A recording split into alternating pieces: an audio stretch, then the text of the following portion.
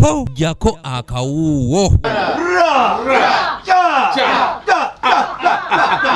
Oluvannyuma lw'akakiiko k'ebyokulonda okuvaayo ne kalangirira obwetaavu bw'okujjuza ekifo ky'omubaka wa paalamenti akiikirira abantu b'e Omoro ekyalimu omugenzi Jacob Oranya, ebibiina eby'enjawulo byesowaddeyo ne birangirira abantu abagenda okubikwatira bendera okuvuganya ku kifo kino. Okulonda kwonna kugenza okuggwa okwaffe akakiiko kaffe ak'ebyokulonda ne katusunsuliramu candidate nga ye Honorable Simon Tolit. So nyine essanyu okubanjulira candidate waffe ate nga yagenda okuwangula agenda kubeera MP. I'm sure he's going to win. N'olunaku olwaleero ekibiina kya FDC nakyo kirangiridde owaakyo ng'ono ye Owari Deriki Denisi. I would now like to take this honor on behalf of the FDC to hand this flag to our brother, the Honorable Dennis Owani. FDC oye! Carry the flag all the way. FDC oye! Oye! One Uganda! One people! One people! One Uganda! President wa FDC Patrick Oboyi Amuriati nga yalangiridde ono agenda okubakwatira bendera alaze obwennyamivu olw'omuze ogukolebwa abeeyagaliza naddala mu kujjuza ebifo by'ababaka ogw'okugulirira abalonzi era bw'atyo n'abasaba ku mulundi guno obutagezaako. We are also not going to tolerate rigging of elections, a vice that the NRM has mastered, and therefore we have laid strategies on how to approach this election. Ekibiina kino ku mulundi guno kitegeezezza nga bwe kitaddewo abantu abakugu abagenda okwekenneenya akalulu kano kaleme kubbibwa. We have therefore assembled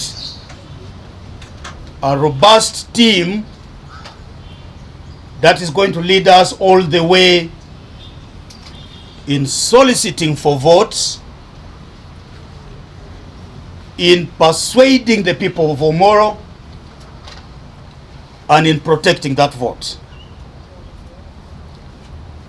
At this point, I would like to address the NRM party that has consistently and persistently and also mischievously continued to torment voters during the time of an election. My role is to offer critical thinking in terms of how we should be able to mobilize the local people in Omoro. And I will not be able to do this alone. We have a team. Owari Deriki Denisi nga yasimbiddwawo ekibiina ki FDC okuvuganya ku kifo kino ategeeza nga bwazze okutereeza embeera y'abantu be Omoro gy'agamba nti ebadde yalema. To many Ugandans, they think that because the speaker is coming from Omoro, and Omoro is really doing so well. But I want to tell you that if there is any Ugandans who are really not happy are the people of Omoro. Among the poorest districts in Uganda, Omoro is one of them.